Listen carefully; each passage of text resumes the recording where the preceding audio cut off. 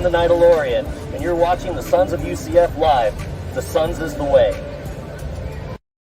Hello, Night Nation. I'm Trey Strelko. Welcome to the Sons of UCF Live. Let's spend a few more minutes on the Louisville game and then turn the page. Women's soccer wrapping up at this hour. We go around the kingdom. We are answering your questions. Let's welcome in the Sons of UCF, Adam, and a very popular name this week. Hello, Mikey. What's going on, guys? That was an awesome intro. I don't think I knew that we recorded that with the Nidalorian. That was pretty cool.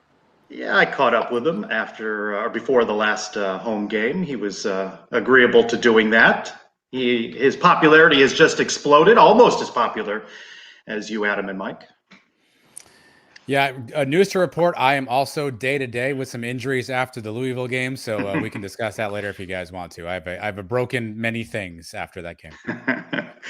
The walking wounded from this team. UCF, of course, now 2-1, the 42-35 loss. You guys took us through therapy on the podcast this week. Really, double blow, not only losing the game in that dramatic fashion, but losing quarterback Dylan Gabriel, the broken clavicle, the news coming out on Sunday. I saw Dylan in the tunnel in Louisville, the arm in the sling. He looked, downtrodden, as you might expect after suffering that injury. A lot of what if for the rest of the season now, but Mikey Keene getting the nod at the SOTG. Still in a few questions from the Suns mailbag. Is anyone excited that this could mean having Dylan Gabriel for some Big 12 snaps? And at Gus UCF, with COVID-free plus redshirt this year, is there technically a small chance that we might see him beat UF in Gainesville in 2024? Or as we've heard, we may never see him throw for the Knights again. A lot of things up in the air now.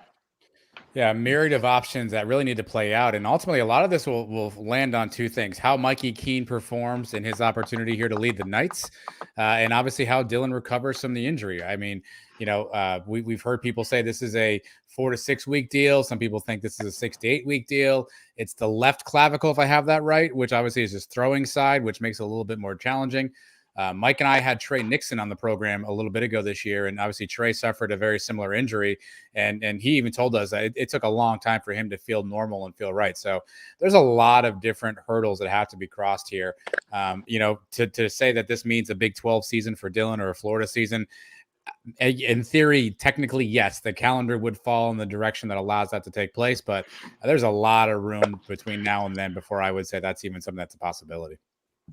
I don't think it's possible. That's 2-3 years down the road.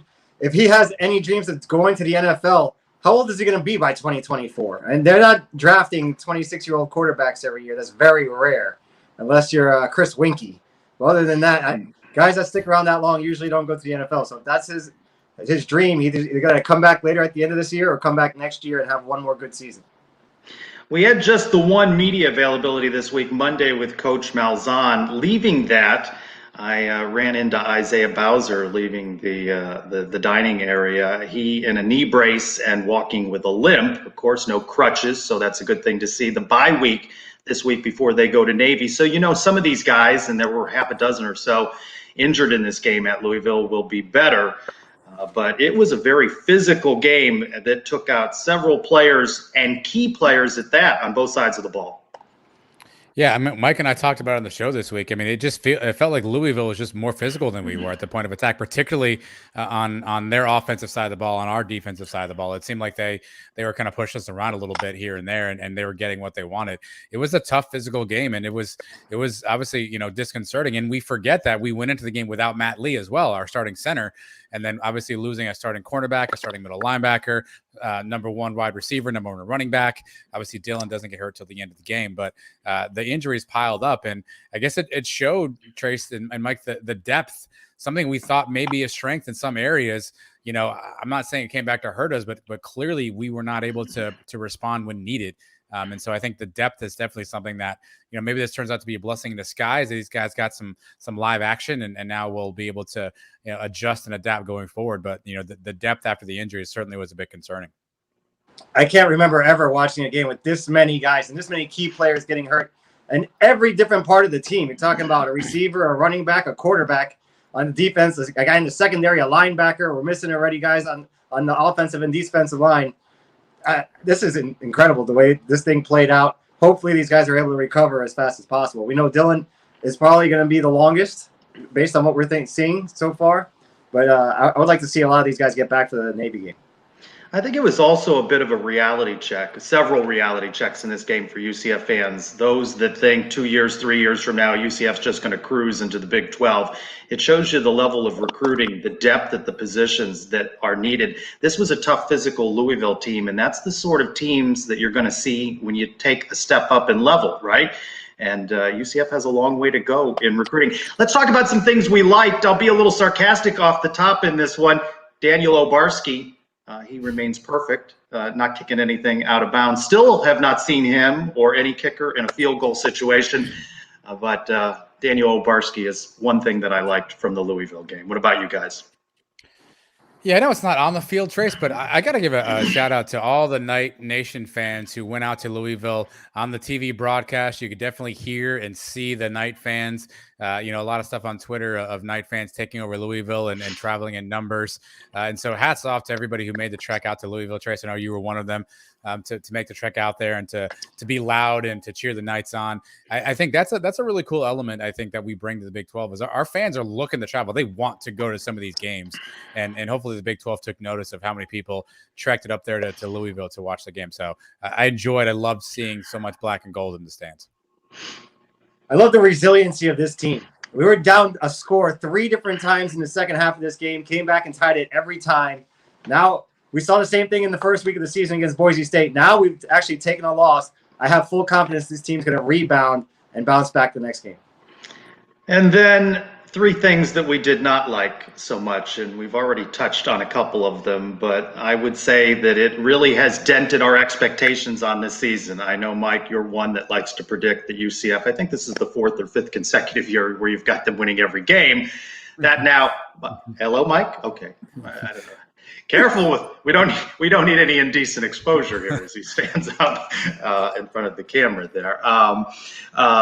It dents fan expectations on the season. I thought it interesting that UCF put out on its social media, they've really tried to pump up Mikey Keene, right? And they've really embraced him in social media. And you wonder if they're trying to give fans some hope here that the season's not dashed. So I think denting fan expectations is a blow that was experienced in this loss. Yeah, for me, Trace, I felt like after Isaiah Bowser went out, we kind of lost our offensive identity for a while there. It seems like we didn't know what we wanted to do. We were trying different running backs to find the hot hand, if you will. And it took a bit of a time, I think, before we got back into rhythm. Anytime you're rolling trick plays out, sometimes those are fun, but sometimes those are a function of necessity. So I felt like we lost our offensive identity. And so for me, I'd love to hopefully see that Gus Malzahn, GJ Kinney, Ice Harris. Hopefully that those guys kind of took some notes and figured out how do we respond, when maybe our first option or our primary options aren't available, because it seemed like we got a little flustered for a while there.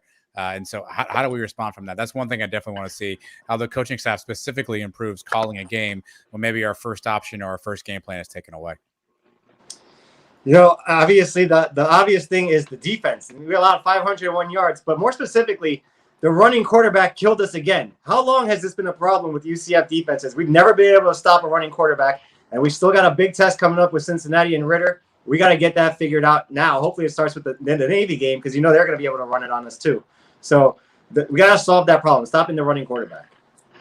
And I think you guys, you talked about it well on the show earlier this week, that as many things that went wrong, from injuries to the inability to stop the Louisville quarterback, UCF was not only still in this game, but really poised to be in position to win. And that says something about the team as well.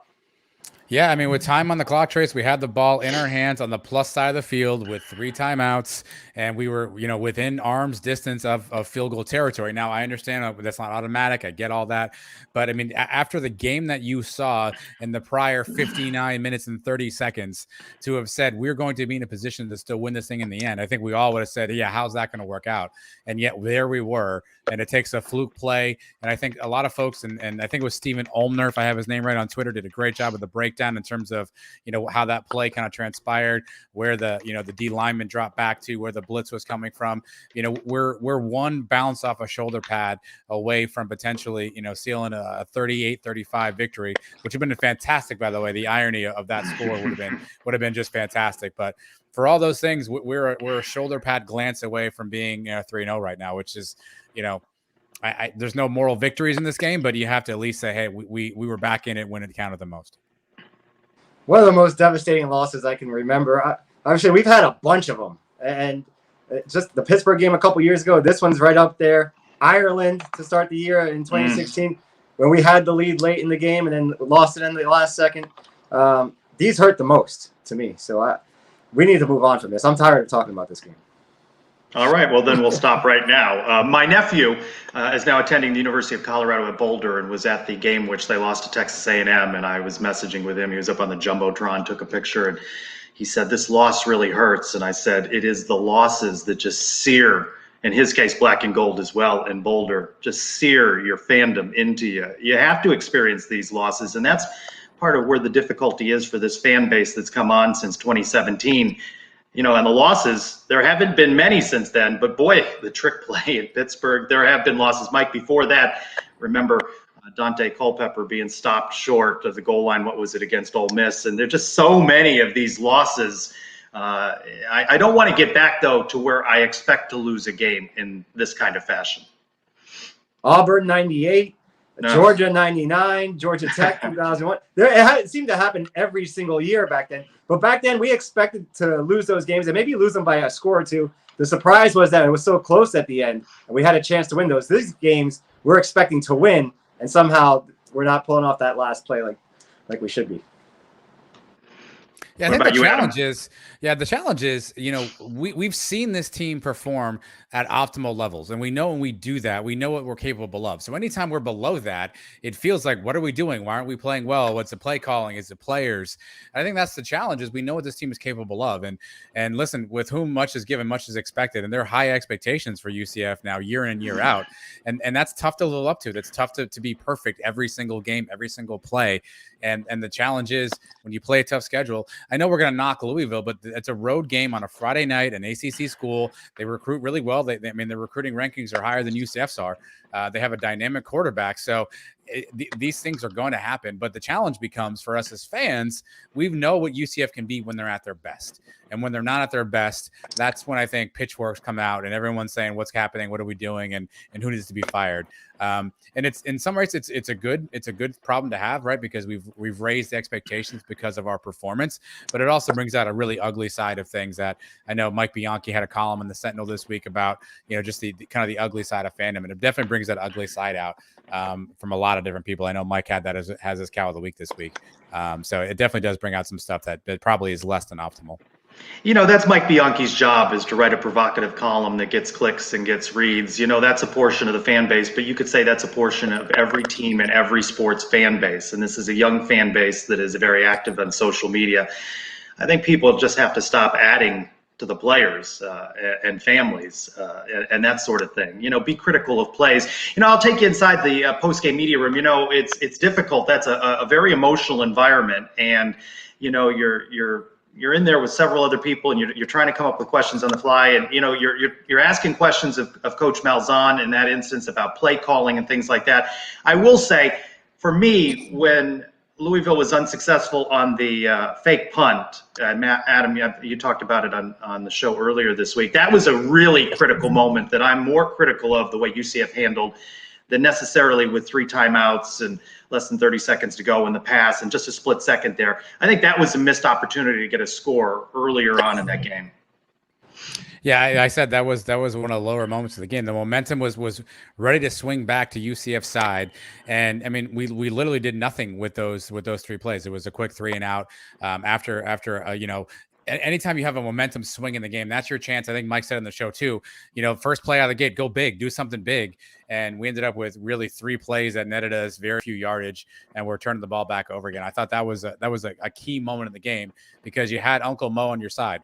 And, that's when you strike. And we saw UCF do that right off the bat when they stopped Louisville on on 4 downs. 2 plays later, Ryan O'Keefe had been 41 yards in the end zone, and you would have loved to see a response like that. And that's where I said that the play calling got a little bit weird. I don't know what the situation was. On the TV broadcast, it was really tough because they were not showing the secondary. And so I even messaged you, Trace, and said, hey, is Ed Reed and Deion Sanders and Charles Woodson back there? Because I don't know what's happening because they're not showing the second half of the field. And all we saw were check down after check down. And that, to me, that was a backbreaker because you had momentum swinging your direction. I think if you hit Louisville with a big play there, you punch them in the mouth with a touchdown, I don't know that they come back up from that. And just part of that was guys were not getting open, and there just wasn't much time for Dylan to find anybody. I know, Mike, that you want to turn the page on this, but let's talk about it a little bit more with our guest this week, former UCF quarterback Nick Patty, who I really enjoy having on the show after a victory like we had him on the show following a Boise State win. Nick, welcome back into the Sons of UCF Live. You're a quarterback. You know how difficult it is to see Dylan Gabriel go down in that fashion at the end of the game and what may be a season-ending injury for him. Yeah, it's devastating. What a kind of an upsetting thing as a football fan in general. I think it's what a hard-fought game, right? Whatever side you're on, you hate to see anyone kind of have to go through that. And now this team's got to rally, and it'll show a lot about the leadership that we have on this team that we talked about a couple weeks ago, and feel for him and what he's got to go through. It's blessing that it wasn't a little bit worse, and the surgical thing, and he doesn't need to go through all that, hopefully. But yeah, it's tough, man.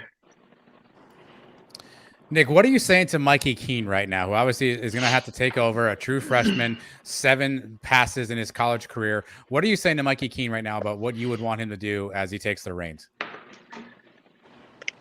Yeah, I think there's like all the cliche things that you could go to, manage the game, don't let it be too big. I think he's got everything going for him. I think he's got a lot of things, in front of him that are advantages. One being that he's taken some snaps at the college level. 2 being that if, you're going to want to be in this situation, having the bye week, having a couple extra snaps, he gets to do, all the interviews and gets that out of the way with the media.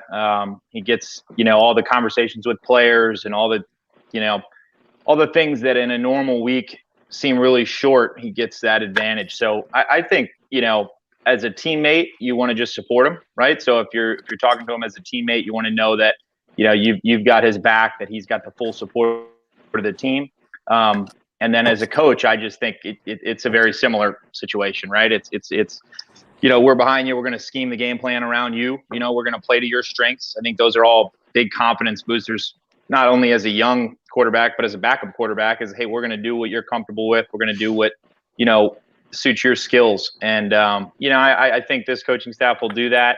This is a challenging week, I think, too, for him. And I'm sure we'll get into the Navy matchup. But as a guy like Mikey, this is a challenging week, I think, for a first start at the college level.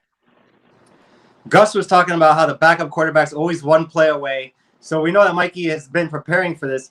But how much different is the playbook now for a true freshman coming in? How much does it get chopped in half because he hasn't had as much experience? I think typically it would be narrowed down quite a bit, just from a preparation standpoint and a snaps perspective, right? So, going through camp, in practice, leading up to this, the 2s and 3, you're getting very minimal reps on the stuff that you're doing week to week. Obviously, you're studying it, the game plan, all that good stuff, but the snaps aren't there, right? So typically that would be cut down in general. I don't think that their scheme and offense really gets altered that much. I think the most of what they do is pretty, I hate to call their offense standard because that's not what it is, but I really do think they can be so multiple in what they do and throw a lot of looks at you, do a lot of the same things philosophically on offense, but throw a lot of different looks. And so I think they can be pretty multiple still and open it up. He's a talented enough kid to where, you want to let him rip it a little bit, right? That'll get some of the nerves out and let him get comfortable. And you got to get to know him as a player, I think, on the offensive side of the ball. And, who knows what they're going to do on offense. My suggestion would be to let him rip it because you're still getting to know him as a young player. And who knows, he might come and light it up and be as big as the moment. And, I think this is a good week to let that happen coming off a loss.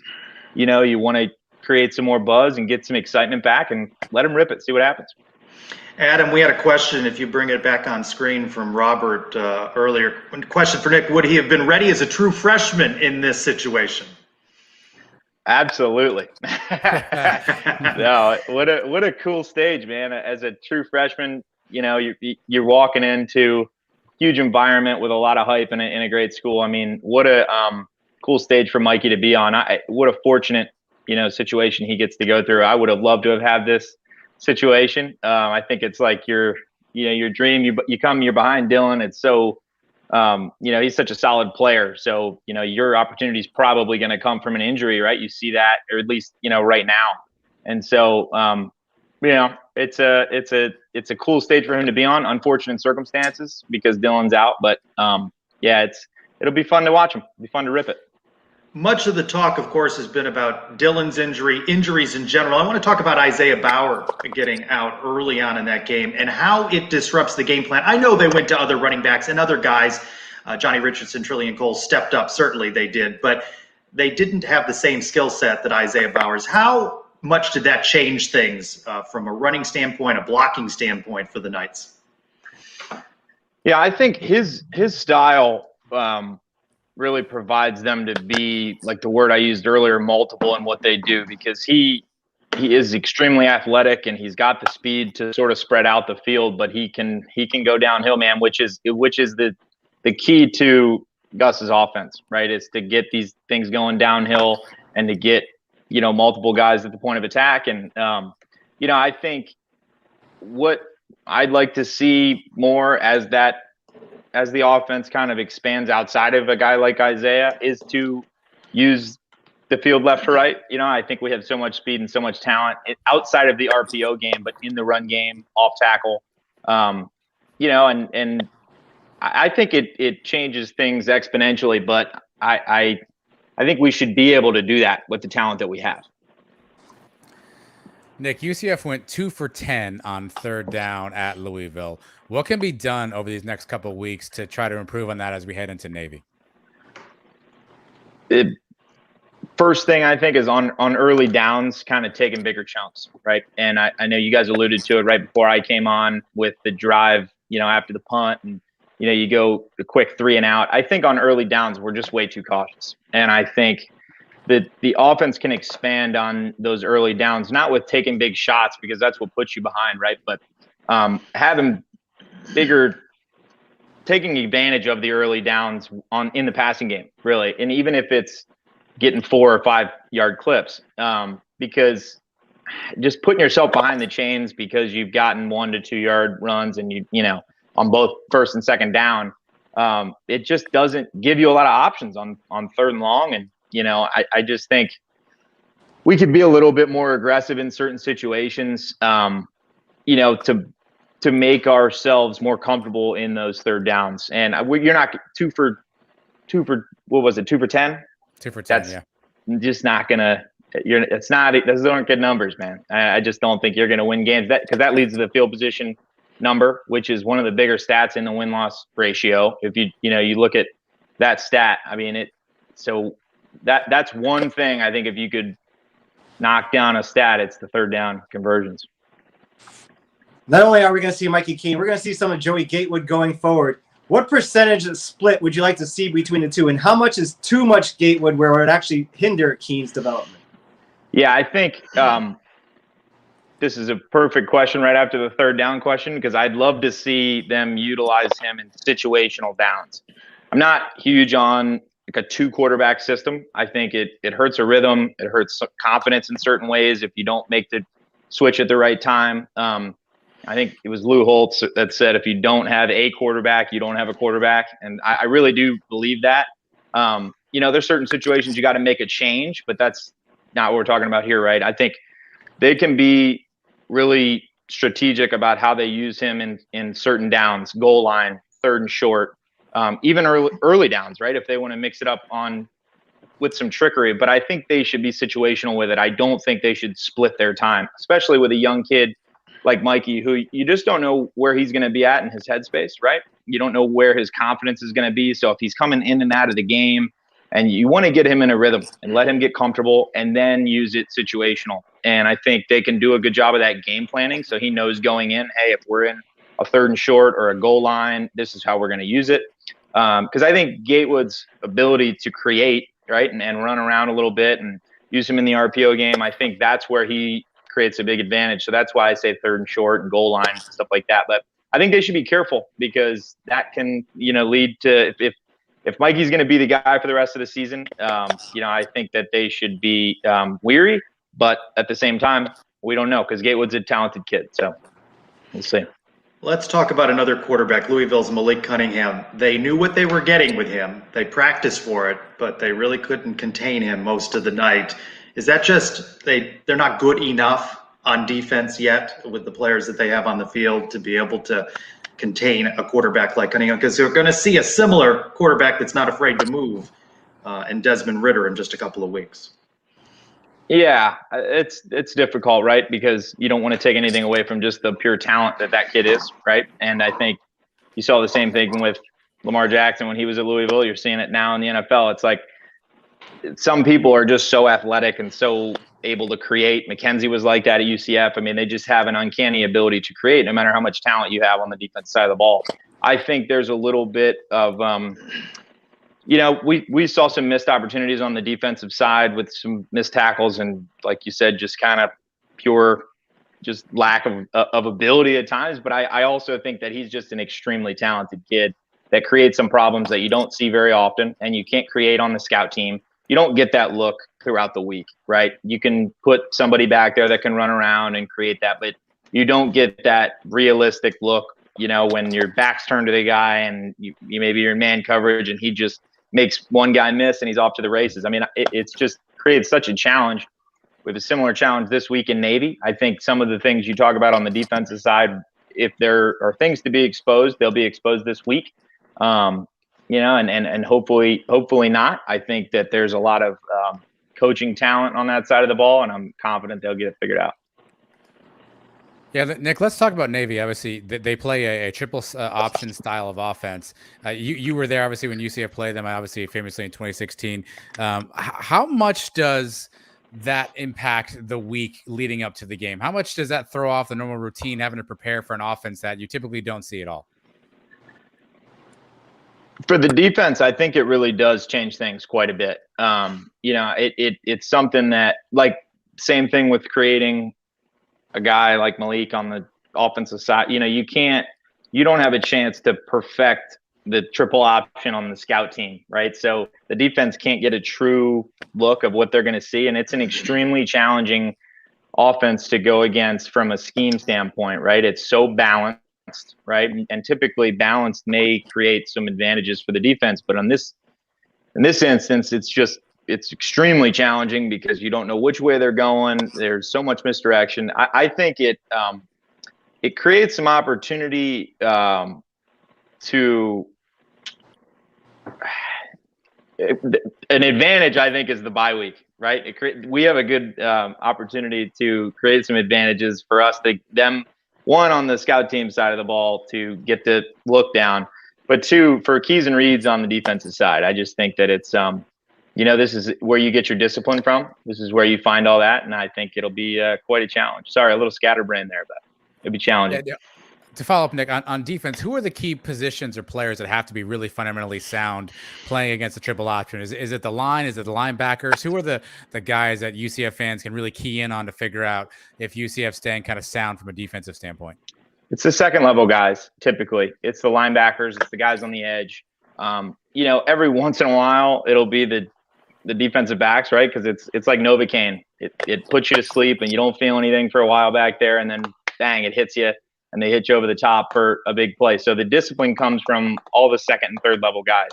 Up front, not a lot changes for those guys in the trenches just because they have the same keys and reads. They have a hole they're filling. They've got a gap. But the linebackers, to have discipline, the guys on the edge to be sound in their responsibilities, those are the guys that you want to look at. The offense has been rolling along pretty good the first 3 games. The receivers look good. The running backs look good. but the tight ends haven't been involved very much. Is that by design? Is that just because we have too many weapons, or is there something we can do to get the tight ends more involved? I've been surprised at that a little bit, just because at Auburn, I feel like they had the tight ends and that kind of like scat position guy who was typically like a fullback or a tight end. It was Brandon Fultz. It was the Cox kid at Auburn for a while. And I was excited to see Jake Hiscock in that position because I think he fits well. But it hasn't been really a factor in what we're doing. And that creates a lot of misdirection. Also, there's some like counter game that we've been missing, I feel like, in that. And I'm not sure if that comes from them just feeling like we have too many weapons on the outside and we don't want to bring it in. But I would love to see them get more involved. And also, too, there's so much like RPO involved in this offense, and those guys play a big role possibly, or they at least used to in Gus's offense. And I just love to see them get that more involved because that'll take some pressure off of the tackles. It'll take some pressure off of alleviate some of the pressure out of the box, right? If you can get the tight ends involved in the passing game, it loosens up the box a little bit because they have to either allocate a safety, they got to keep the safeties at too high, anything like that. So I just think, if they can get that involved a little bit, it'll loosen up those guys on the edge and let our talent shine a little bit more. But it'll also on third down and in the red zone, they could be really effective. Nick, let's wrap up with this. What is reasonable for fans now to expect? There are a group of fans that expect perfection, and now perfection has been dented, and now you don't have your starting quarterback. What do you think is reasonable here? The goals are still there. They can still claim an American Athletic Conference championship, but where do you think fans need to set their expectations with a true freshman leading the way? Yeah, I don't think that a conference championship is unrealistic, right? In the American Conference right now. I think setting the expectation, I think somebody said it best that, and I forget exactly who it was, but it's, you got to be, and this may sound crazy coming from me, but be Boise State before you can be Alabama, right? I think that there's this unreasonable expectation in college football right now that if you don't run the table, you're not relevant and you don't belong, which isn't the case, right? You can lose 2 games, win the conference championship. That is a successful year. Les Miles, getting fired from LSU was a travesty, right? The guy won 10 games every year. It's like, I just think there's an unrealistic expectation set because there's so many, dynasty type programs right now. But I think, if we drop 1 or 2 more with a true freshman quarterback, I don't think that should shock anybody, right? And it shouldn't make anybody run for the hills. It shouldn't make anybody raise any flags. I'd be surprised, if we did. And it's certainly not the goal. But with our situation right now, I think that's realistic for fans. As TP3 just said on screen, Nick Patty, great guest. So much knowledge. Nick, we appreciate you hopping back on with the Sons of UCF Live, and we'll catch up with you again as the season rolls along. Thank you, guys. Appreciate it. Love being on. Thank you, Nick. Well, good praise there from Nick about Mikey Keene, and we're going to get to see him the bye week this week. Navy coming up a week Saturday. Of course, that was many of the questions directed to Coach Malzahn during Monday's media availability, and I asked him about this too. Do you have to pare back the playbook? Let's hear from Coach Malzahn. I think he's got a really good idea of what Mikey feels comfortable with. Going into these first 3 games, he's one play away from playing. And so, really, communicating with him, narrowing things down to what he feels comfortable with. And that's what we're going to do moving forward. And the thing about it, he's a very intelligent young man. He can process things. He's very good with protections. He's very good with coverage recognition. So, I think we're in good hands. Do you feel good about his first start being on the road and against Navy? I mean, I think Nick said it best. The bye week is huge, right? Because if this comes on a week where he's going to have to get prepared quickly, I think maybe you feel a little bit differently. But now we have a full bye week plus a regular practice week to get him up to speed. I feel better if you tell me Bowser's going to play, you tell me that Jalen Robinson's going to play, and you tell me we're going to weave the tight end in. Because I feel like if those things are there, I think that makes things a little bit easier on Mikey. He's got weapons. He can rely on a running game.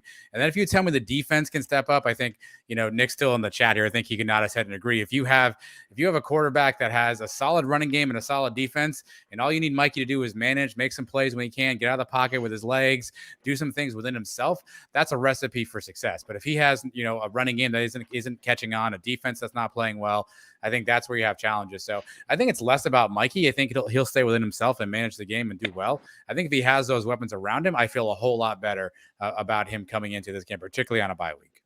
Yeah, I think it's the perfect situation for him. One, the bye week. Two, Navy has been terrible this year.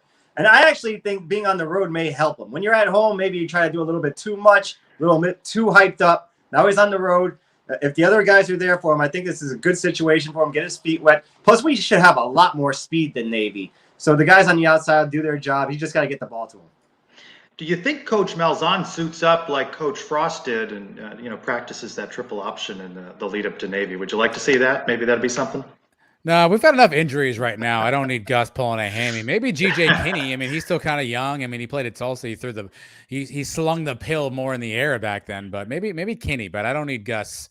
We got enough of a mash unit right now. Some more football news. Now, guys, I'm going to need to borrow a little bit of money. The Shareholders Society announced that they're upping their limits in honor of the Big 12. Now, $12,000 annually over 5 years, $60,000 commitment. I need a little bit of a raise here for this Sons of UCF live show. You think you could ante up a little bit? I'm going to call a Who's guy. in charge of the payroll? I think that's going to be a no. There was a dramatic pause. I think that was a no. How about that? Big 12, $12,000. I will say this. We're a couple weeks removed from this Big 12 announcement, and you're still not hearing any big announcements of any big dollar donors. I don't think the very fundamentals of our demographics have changed. It's still a young fan base that does not have deep pockets, but kudos to them for upping that level from $10,000 to $12,000 annual commitment. Yeah, I mean, listen, Timo has said before he will put his, the sale price on the inside of the bathroom door and the stall in the locker room if he can. So I think he's going to try to maximize earnings any way he can. Obviously it's a catchy, way to saying, hey, join us as we go to the Big 12.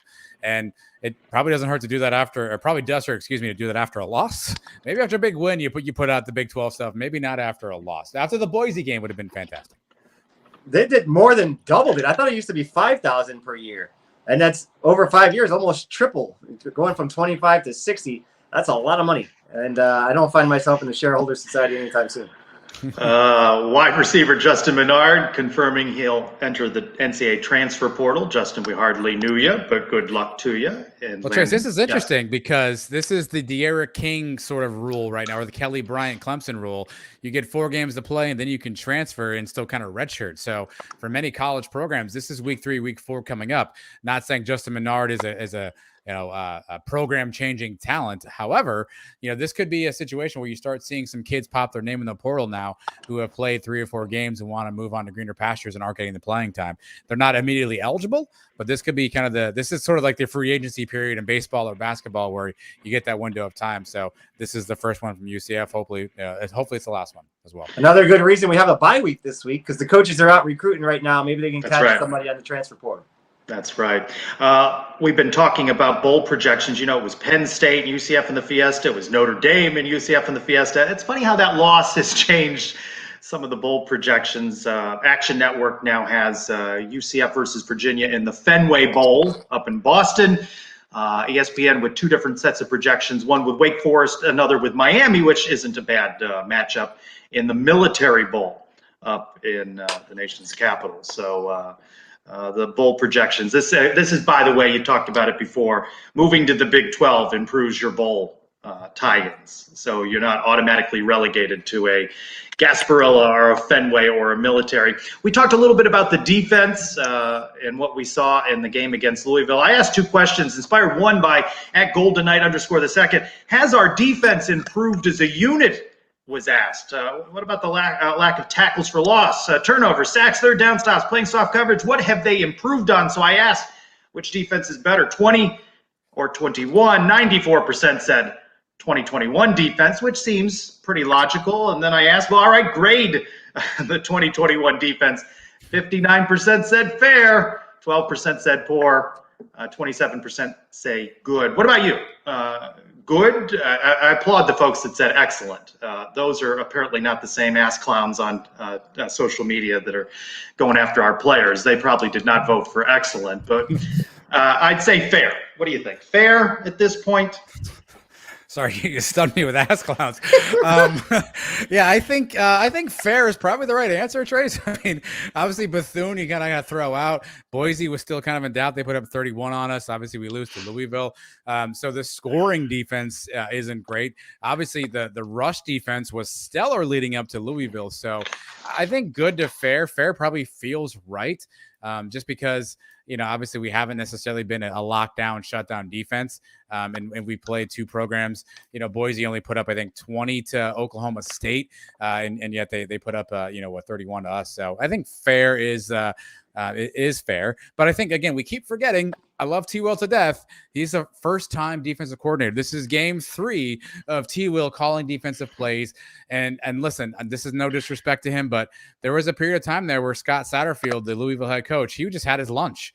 Whatever T. Will was doing, Satterfield had the exact counter to it. I think he's going to grow and learn those things. I think he's going to watch a lot of tape, and hopefully he's going to figure that stuff out. But, he's still a young defensive coordinator. A lot of these guys are new, gelling together. I think fair is the appropriate grade 3 games in.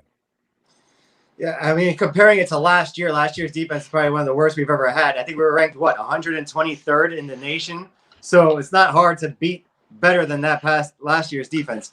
You talk about the Boise game, the defense only gave up 24 points. Remember, one of those touchdowns was an interception for a touchdown, and their last score, we set them up at the 30-yard line too. The defense played really well the second half of that game.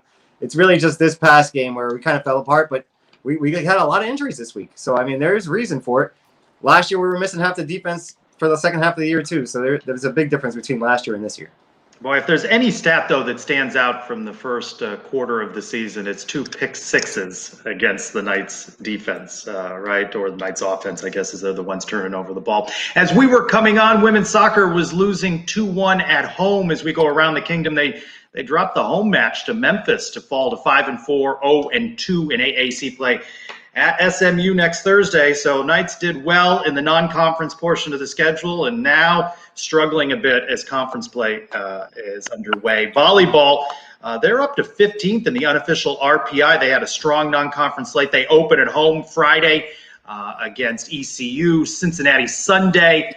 They swept the volleyball awards. McKenna Melville, Offensive Player of the Week. Claudia Dillon, Defensive Player of the Week. And men's soccer, they beat Memphis 4-1. They're 1-0 in AAC play. They swept all the awards as well. Luca Dorado, Offensive Player of the Week. Anderson Rosa, Defensive Player of the Week. Tyler Levine, Goalkeeper of the Week. They've got Temple Friday, and they're at the Cows, the War on I-4. Is that still a thing, right? That's still a thing, the War on I-4 trophy. We're still playing for that, of course. Some points up for grabs on Wednesday over in Tampa. Time to open the mailbag. Let's see. We got some time here. Let's see how many questions we can get through. I see some questions from some folks we haven't heard before from, but at Sublime_Night, we've come to expect the other shoe to fall as UCF fans. Boy, that is true. Has there ever been a more dramatic fall from highs to lows in our history as going from the euphoria of being invited to the Big 12 to Dylan seriously injured in just 7 days? Yeah, I mean it's right up there. I mean, obviously when you add a human element to it of an injury, that ups the ante. Obviously, the Mackenzie Milton injury kind of comes to mind, but 7 days later, UCF was winning a conference championship. So from low to high, yeah. So I don't know that qualifies. Hawaii Bowl, obviously, we make a miraculous comeback in our first ever bowl game, and we're going to tie this thing. We're going to be great, and all of a sudden we're not. But again, when you add in the element of a human injury, I think that's the thing that pushes it over the top. So maybe recency bias, but I'll give it to Sublime_Night that this is probably the thing. Yeah, the Ireland game comes to mind. How about going from 2013 season to the 2015 season? You can't go from higher to lower than that. How about the 2008 game against the Cows? We tied the game to set it into overtime and to lose to the Cows in overtime. 98, you're 9-2, and we think we're going to our first ever bowl game and then get shut out of that. So there's been a few ups and downs that I can remember. How we doing with the magic beer, by the way?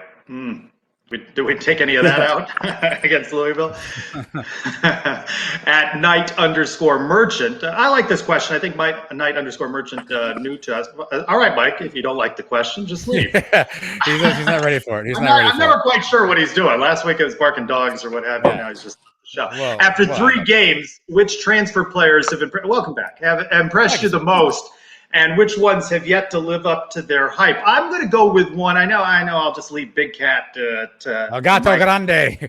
Right. Brandon Johnson, seasoned at wide receiver. We forget that he transferred in. And I know Isaiah Bowser is out there as well, but he's who has impressed me the most. Brandon Johnson, wide receiver. Yeah, that's a good one, Chase. That was my answer as well. He seems sure-handed, doesn't drop anything that comes his way. Yeah, he's not going to be Ryan O'Keefe and run the fly routes that burns a defensive back, but anytime the ball seems to be in his general vicinity, he puts a glove on it, he catches it. I think Big Cat Bryant, I know Mike's going to use that one probably, but I think it's not even so much what's impressed me, but you saw in Louisville, they figured out what side is Big Cat on. Let's go the other way. So if teams are game planning against staying away from Big Cat, that obviously tells you the impact he has. And this, I don't know if this guy counts as a transfer, Trace, but I would also say Devad Wilson. I know he played a little bit last year in parts, but he had a play late in the game where Malik Cunningham got to the edge and Devad Wilson was kind of the guy, and he did a fantastic job keeping him in front of him. He's kind of almost played defense like he was guarding a shooter in basketball. Kept him in front of him, put his hands up, made him make a move, and then Cunningham threw it out of bounds. So I'm going to go Devad Wilson as well, even though he's kind of sort of a transfer because he played a little bit last year, but obviously our first real chance to see him this year.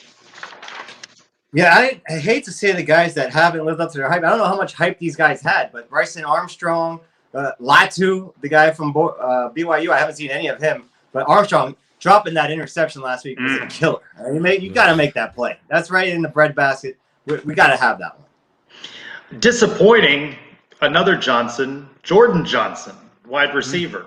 I haven't really seen much of him, and he came in with all of the stars transferring in from Notre Dame. Yeah, I mean, he was on the field a little bit, I think, against Bethune, but 0 catches, 0 targets on the year. So, yeah, I'm not quite sure what the situation is there. At Notre Dame, I think he had some challenges with playbook, with drops. So, perhaps he's just still kind of learning the Gus system. I'm sorry, I got distracted. Is it me? Thanks for hanging in there. It's 47 minutes. It's an hour-long show. Do your best. Do your best to is join Trace's us. audio a little off? Do you hear this, or is it just on my end here? No, it's on your end. I've got wired into everything. I'm good. He sounds angelic to me, Mike. He sounds like he's on slow motion on my side. Yeah, Adam sounds good. It's you. It's you. I'm wired in. I'm not having technical problems. It's you on your end. Right. At @blackgold_Ed. Why didn't we pick up the blitz on that unspeakable pick 6 play? If Matt Lee was in, do we pick it up? I would only say you do want Matt Lee in, but you got to give Cole Schneider credit for stepping in the way in which he has. Why don't we pick it up? Again, I don't remember his Twitter handle. I think his name is Stephen Ulmer on Twitter, had a great breakdown. And it sounded like if I heard him correctly, and obviously I don't think Gus or Herb Hand are going to comment on this, perhaps just a miscommunication on which way they needed to slide their protection as a blitzer came up. Obviously a defensive tackle broke back into secondary coverage, maybe got some confusion. So you wonder, had Matt Lee, would he have seen that? Would he have picked that up before? Possibly, I don't know. I think it came from the right side, which maybe, Sam Jackson's out there, so he's a veteran. Maybe, yes, but it's hard to play the result on that.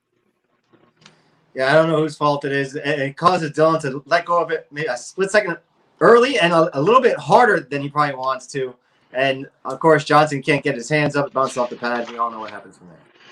Yes, at UCF Guy 23. What should I do with the 15-second clip of UCF fans celebrating in and around after the game-winning, supposed to be game-winning UCF interception? Delete it, never speak of it again. Post to remind UCF fans that UCF football should never be counted out. What do you do with that? I say keep it. Here's the I said this on the podcast. I feel bad. Well, this is going to sound really bad now. I feel bad for Tremon Morris-Brash because he made one of the great individual plays that we've ever seen. And if we go down the field and kick a field goal, he is a hero. He is somebody that we're going to remember that play forever. And he batted the ball up, made the interception himself, only played 9 snaps, didn't play in the previous 2 weeks for reasons that he caused himself. So we will forget that play in history because that was a great individual play. So I say keep it because it's still a cool moment. Maybe don't post it for a while. Wait till we win like a bowl game and then throw it on there and act like it never happened. Yeah, this goes back to the other question. This is Justin Holman scoring that touchdown in Ireland. This is Rocky Ross scoring that touchdown to tie the game against the Cows. It's a play that would be a legendary play in UCF history if we win. Since we lose, nobody's going to remember it in 2 years. At our buddy, at Eric Lopez Elo. Best media food you've ever had for a UCF game to this point, I imagine that's directed to me. At Pittsburgh, they had all kind of carving stations. They had all kind of cookies. They had all kind of good stuff up there. And plenty of Heinz ketchup. So what's the worst? Call somebody out, Trace. What's the worst media food? It's not so good for UCF. UCF on UCF crime there. Okay. Not so good for UCF. At Zeebles, UCF. Pittsburgh and Louisville have made shirts to celebrate beating UCF. What win play in UCF history would you put on a shirt? To me, it's Javier Borleghi defeating Alabama. That kick. That's the T-shirt moment. But remember, UCF made T-shirts leading Nebraska at the half. So there's a history of this T-shirt making. Yeah, the Borleghi is the obvious one. I think a couple underrated ones. Give me the Jordan Ozerwrights interception against the Cows in 2013. Give me the Shaquan Burkett interception in 2017 against Auburn and the Peach Bowl as 2 options as well.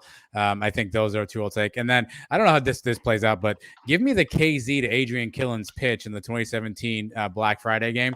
Even though that maybe wasn't the game-winning play, that's an iconic play, one of my favorite in UCF history. You guys are missing the obvious ones. The Mike Hughes kick return, the J.J. Wharton catch. That's a picture that lives on forever. And I would like a stand back running over the Rutgers guy. I think that'd be a cool T-shirt. Yeah, that's a good one. At Lonely B UCF, after going perfect on PATs, no kicks out of bounds, is Daniel Obarski our quarter season MVP? I mean, are we doing quarter season MVPs? Honor system, raise your hands out there if you had Obarski perfect at this point in the season. I do wonder, I was going to ask Nick this question, but we ran out of time with him. Obviously, Gus has not used a kicker for whatever reason, whether that's he wants to be aggressive or he has some challenges there. I feel like at some point, we were sitting dead red with needing Obarski in this Louisville game if Amari Johnson catches that a little bit. And I don't know how y'all were feeling about that, but having not seen him on the field this year, it was going to be a little shaky. So, I mean, I'd love to see him trot out there. I don't know if Gus has a strategy. I'm sure he does. But I mean, he hasn't missed a kick out of bounds, knock on wood. And he's actually getting a pretty heavy amount of touchbacks. So maybe the Obarski hate is a little bit unwarranted. His long there was another opportunity for him. 38 yards though. 38 yards. So what's his range? 39. We had a shot to find out early in the game when it was 7-7 and we went for it on a 4th and 2 instead. It turned out to be a touchdown, but that was field goal range. But if everybody goes by this Pro Football Focus grading of the players every week, the offense and defense, we never get the special teams grades. But Obarski's got to have 100 every week, right? He's done everything right. He's kicked every extra point. He hasn't missed any kicks. All his kicks are in bounds. So he's done everything we've asked for him so far. At CaptVeej1, what do fans do to show support for DG at the next game? I think the obvious ones are the Ohana shirts, the flowered lays and all that, but it's got to be fanny packs from DG the brand, right? 40,000 fanny packs. Yeah. Instead of Starry Night with the phone, everyone hold up the air freshener. The air freshener. It'll smell fantastic in there. He'll love it. I think the best thing we can do is just show up. I mean, this is a game. The next home game is against East Carolina. I know a lot of fans don't get excited for that game. Who knows what the kickoff time? It could be a noon game, early game. Just show up and support the team, support Mikey Keene. I think that's the best thing we can do for right now for Dylan. At Joe Paulay, how does DG's injury impact potential draft stock? I don't see that happening in the next year. Does this make him more likely to come back next year? I think a lot of that depends on how Mikey Keene plays, right? What does this do to the quarterback room this year and next with transfers and potential commitments? Lots of questions from Joe. There are a lot of questions. You want to see Mikey Keene succeed. The more success he has, perhaps the less likely you are to see Dylan Gabriel again for UCF. Yeah, a lot of this rests on the arms and legs of Keene, Michael, because if he comes in and plays really well, obviously there's a tough decision to be made from a coaching standpoint. Look, we've seen this happen in the NFL before. It happens all the time. Mike's Giants famously did this in like 1988, right? Or 1990, Hostetler and Sims, right? This stuff happens all the time. Do you ride the hot hand or do you go back to the guy who got you there? A lot of football left to be played. Ultimately, I hope Dylan just recovers and gets himself healthy. What I don't want to see him do is rush back and play in a game if he's not ready to play in the game and then get himself even further injured. I'd rather him at 100% to be able to make a decision if that's staying or going or coming back, whatever the case might be. But I think at this point, energies go to Mikey Keene and what he can provide for the team. Normally, I would have said it's Dylan's job when he comes back, but we just saw this situation with Mackenzie Milton, and we saw Dylan come in and play as well as he did, and Milton had to leave town. So if Mikey Keene steps in and Mikey Keene goes on the road and beats Cincinnati as a true freshman, something Dylan didn't do, and he keeps this train rolling and we're undefeated, and it's time for Dylan to come back, that's a very tough call to make. I don't know what happens then. Let's see if we go rapid fire for some of these. By C.A. Simmons. Christian asking, will Mikey Keene have 5, 6, or 7 total touchdowns against Navy? I'm going to go with the under, but I guess he's throwing in the possibility of some rushing touchdowns there. What about this one? At the CMAS 14, Keene Gatewood, how does the percentage of snaps break down? I think if you're only going to use Gatewood for obvious run situations and you're never going to let him throw the ball, right? Is that something that we know what to expect from him? But as Nick mentioned, if you're going to bring in Mikey Keene, let him throw and don't let him be distracted by Gatewood. So it is going to be interesting to see what and how they use Gatewood. Yeah, the only thing that gives me pause is obviously I think Gus sees Gatewood to be able to run that Cam Newton-style package, which he had so much success with at Auburn. So if Gus loves that package, falls in love with it. Look, Gatewood had been on campus like 9 minutes, and he had a special package of plays for him already. Quadri Jones is on the phone right now being like, what do I got to do? So there must be something that Gus likes about what Gatewood brings. So I wouldn't be surprised if Gatewood gets more run than we think. Mike, what about this one? At Citro Night, what are the odds we see 3 quarterbacks take snaps in the next 2 weeks? Oh, goodness. Boy, I hope not, because that means there's probably an injury somewhere in there. The 3 is too much. 2 is fine. And going back to the last question, I think anything more than 80-20 is kind of doing more damage than good. I'd like to get Keene, like Nick Patty said, keep him in a rhythm, use Gatewood when we need him. All right, some running back questions. Robert with 1, 2 letters, 2 words. Can running back by committee work for the remainder of the year? That's assuming that you don't have Isaiah Bowser's back. And it's Bryson Turner. Between Richardson, Coles, and Richards, who gets the most carries if Bowser misses time? I think that's an interesting question. Yeah, it's a hot hand approach, and that's what one of my other criticisms of Gus was in this game. It cleared towards the end of the game. Johnny Richardson had the hot hand. He was gashing the defense, and no disrespect to Trillian Coles or Mark Anthony Richards, who made a cameo appearance. I think this can work if you find the guy who's got the hot hand. UCF's got some options back there. Figure out who's seeing the hole better, who's able to move the blocks around and go with that guy. So if Gus can figure out who that is, then this can absolutely work. But if we're going to, stagger around guys and sort of fumble through it, then we're going to have challenges like we saw through the first 3.5 quarters against Louisville. Yeah, I'm on record as being a huge Johnny Richardson fan. I'd like to see him be the next guy to get that shot. At JP Gilbert, what's an acceptable 1-loss record in the post-DG injury era here? 9. I mean, you heard Nick mention if they could lead them to 9 wins. It's funny how 9 wins look, right? 9 wins, not really acceptable to the fan base in 2019, but if you could get 9 wins with Mikey Keene at quarterback, but you got to think 8 maybe. Yeah, I mean, we can't, in my opinion, we can't drop more than 2 in the conference, right? So we can't drop more than 2 games. I think 1 is fantastic. We can't drop more than 2 in the conference, or else we're definitely on the outside looking at it, in my opinion.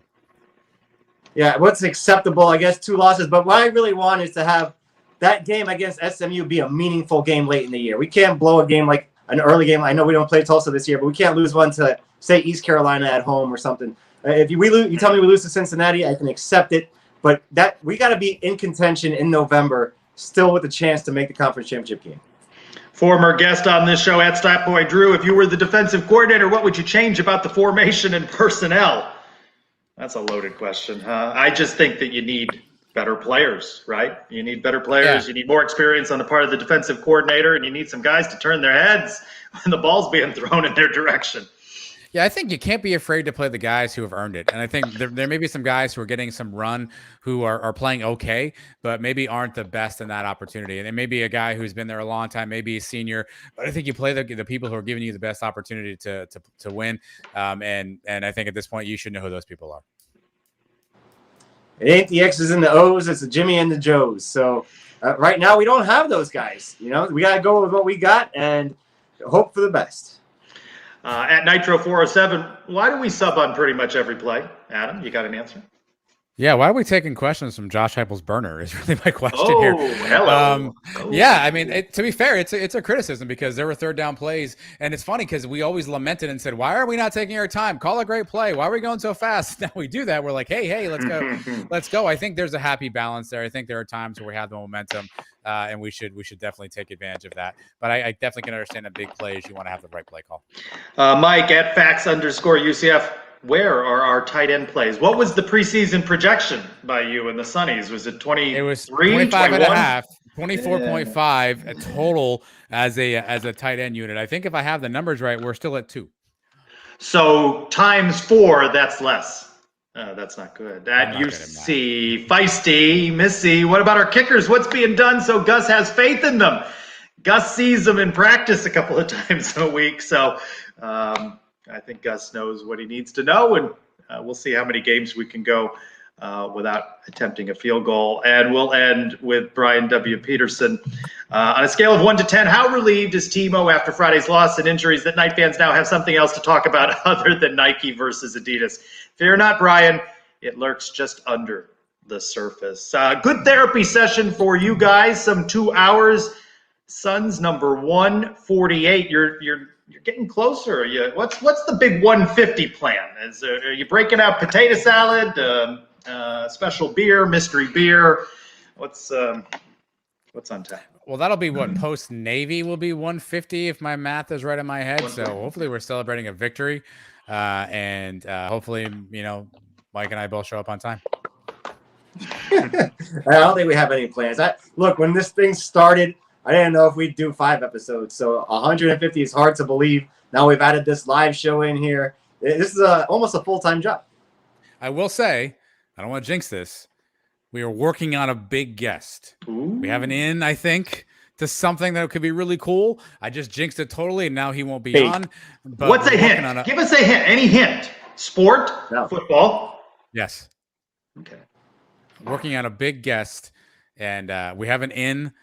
And now it won't work out. So tune in for episode 149 where Mike and I drivel on for 2 hours. I'm glad you said it because I was going to say it, but I'm not saying anything. I thought the postseason was big guest free, or the in season was big guest free. It's a bye week, Trace. I mean, do you not know the schedule?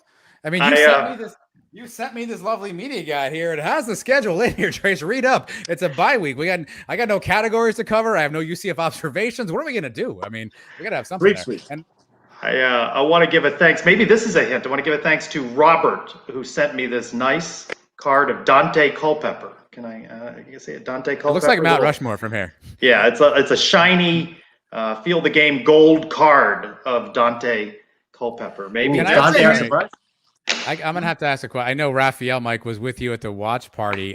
Chest bumps? Can we get some deets on that? Yeah, he wanted to do chest bumps after touchdowns. He also wanted to give me fireball shots after every touchdown. It didn't work out, so I don't think I'm allowed to even sit next to this guy next time when we go to the games. What didn't work out? The chest bumps or the fireball shots? Either one. Well, I mean, whatever. I felt fine the next day, so I guess the chest bumps needed some work. I jumped, he didn't jump, and then he jumped. We need to practice. Well, you have the bye week here to get in a little bit of work, Mike. Mike, thanks for joining us. Great of you to show up for 2 shows following the Giants' loss on Thursday Night Football to Washington, and then UCF's unfortunate demise and the waning moments against Louisville. Be sure to check out twonightsmedia.com for all of your Sons of UCF content. Relive all of these great moments from the Sons of UCF Live and the pod. Guys, I have had fun, enjoyed talking with you. It's Navy Week coming up, and we'll get ready for that one next Thursday, 8 to 9 on the Sons of UCF Live. I'm Trace Strelko. Go Knights! Charge on.